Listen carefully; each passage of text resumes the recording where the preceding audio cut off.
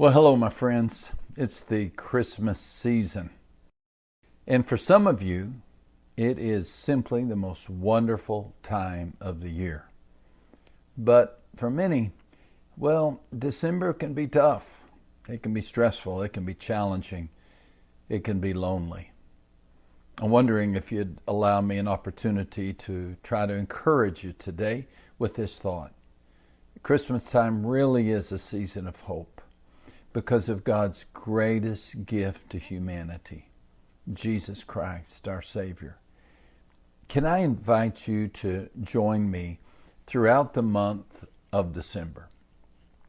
May we take a few moments and celebrate the coming of Christ with a special Advent series based in part on my book, Because of Bethlehem. It features a sermon series that I shared with my church. I sure hope you'll enjoy it. And most of all, I hope you'll remember that Jesus Christ really is the reason for the season. May you be blessed as you listen. Maybe you can relate to my niece, Allison, who is not only a third-year law student at the University of Arkansas, she has 4 children. And Christmas is a busy time, and her husband, wonderful Larry, has been traveling. So the family got this text message this week. Just for giggles, the kids and I bought and decorated the Christmas tree tonight without Larry. He's on a work trip. It was a comedy of errors. I totally pulled into the garage, forgetting that the guy at Home Depot had just tied the Christmas tree on top of the Suburban. And then after we put on the lights and over half the ornaments, the tree stand broke. And the whole thing started falling over. It is now tied to the grand piano with a jump rope. Hashtag, we need Larry. Well, we all need something. And this time of year, we find much strength in the Christmas hymns. These hymns that have endured decades, sometimes centuries, and have endured for a reason. Because they embody the Christmas hope, and they transport us back to Bethlehem. Perfect example, one of our favorites. Come, O come, Emmanuel. 700 years before the birth of Jesus, the prophet Isaiah foretold, "Therefore the Lord himself will give you a sign, and the virgin will be with child and will give birth to a son. And she will call him Emmanuel." Emmanuel meaning God with us.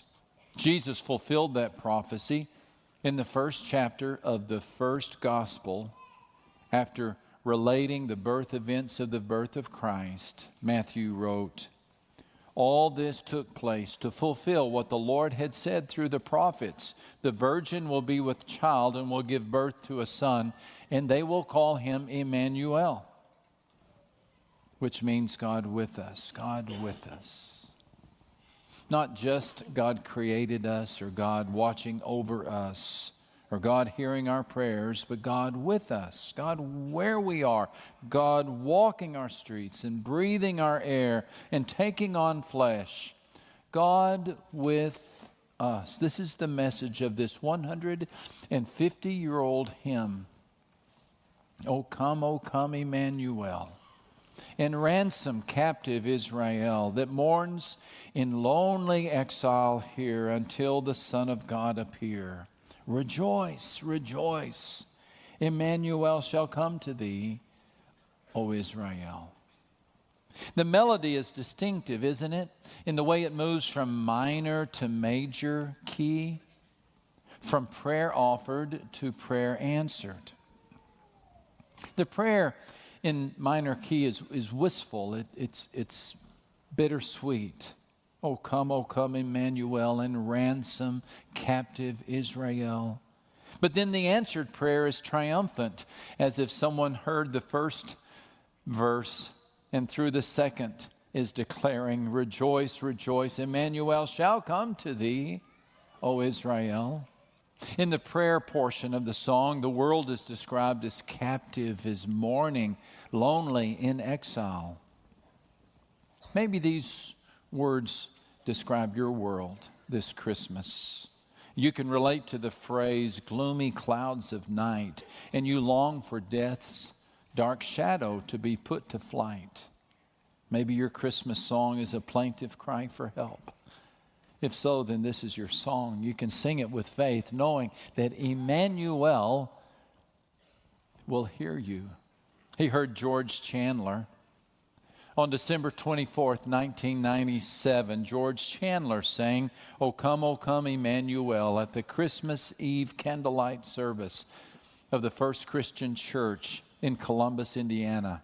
His wife, Jeannie, had asked the minister if her husband could sing the song. The minister, Mark Jones, admits that he was initially reluctant. George was quite old, and his voice wasn't what it used to be. And since Christmas Eve services are attended by many guests, he wanted the church to leave a good impression with the audience. But George was such a nice man, such a tender spirit. So Pastor Jones chose to include his solo. George was by far the oldest member of the choir. His hair was silvered and his back was stooped. And even though his voice cracked a time or two, he sang from the heart. And his face beamed as he declared the chorus, Rejoice, rejoice, Emmanuel shall come to thee, O Israel.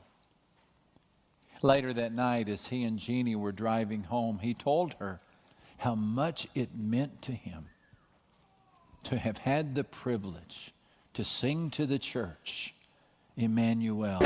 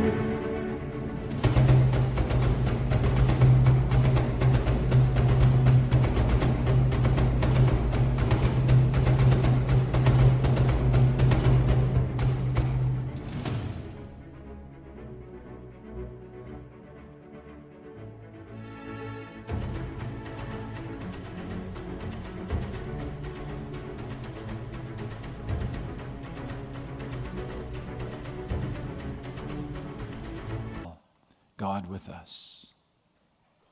Those would be some of the last words that he would speak. As the couple made their way up the driveway together and opened the back door to the kitchen, he had a massive heart attack and he died.